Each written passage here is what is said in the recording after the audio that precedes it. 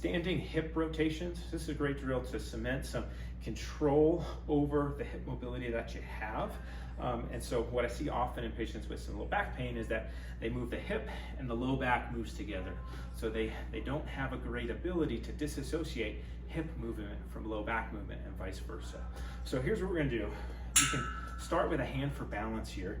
You're gonna place one hand here. I'm gonna feel my xiphoid process, or the lower part of the rib cage, and then just lay this down roughly to my belly button or where a belt buckle would be. What I'm feeling for here is if I move my low back. So if I flex, these 2 points are gonna get closer together, and if I extend, they're gonna get further apart. So I just wanna find a nice, comfortable, relaxed position of my low back. And then holding here for balance, I'm gonna bring my hip up. I'm gonna go as high as I can just with the hip.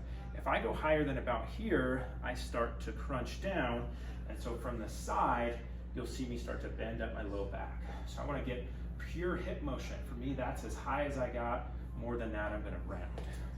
And then I'm gonna test some rotation here. So I'm gonna kind of swing the leg side to side a bit. If you need a break, you can set it down. If you're okay, you can keep going. I'm gonna bring the hip as far out to the side. Again, I'm looking as far out to the side as I can without starting to swing.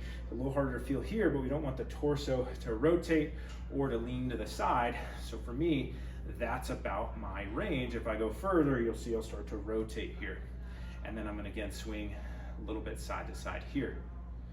And then I can bring this leg as far, bring it down and behind me. And now this is where we wanna not come into extension. So I'm gonna brace a little bit here, bring this leg as far behind me as I can. For me, that's about my range. You can see I start to extend a little bit there, and then again, swing side to side. And I'm just gonna repeat those, kind of flow through, just to get a feel for, hey, what is this hip doing as I'm moving around, and can I isolate that from the low back? So not really strengthening here, although you might start to feel some work, but we're trying to just isolate that hip movement. As you progress, you can come off of balance, but I like to start balance because this is not really a balance drill. We got other drills for that. Here, we're just trying to get the hip disassociated from the back. We can also go just with a straight leg. So I can come here, I go straight out to the side.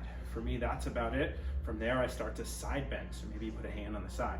I can come straight forward. That's gonna be much more of a strength move. Or I can come straight back to the side. I'm trying to use all my hip muscles, not here. So if this is challenging for you to feel, use your hands for feedback. The direction you're going is a good place to put the hands. So maybe you move it from here, go out to the side. At what point do these points start coming together? For me, that's right about there. Same thing coming back, hand back here. At what point do I feel movement under my hand? For me, it's right about there.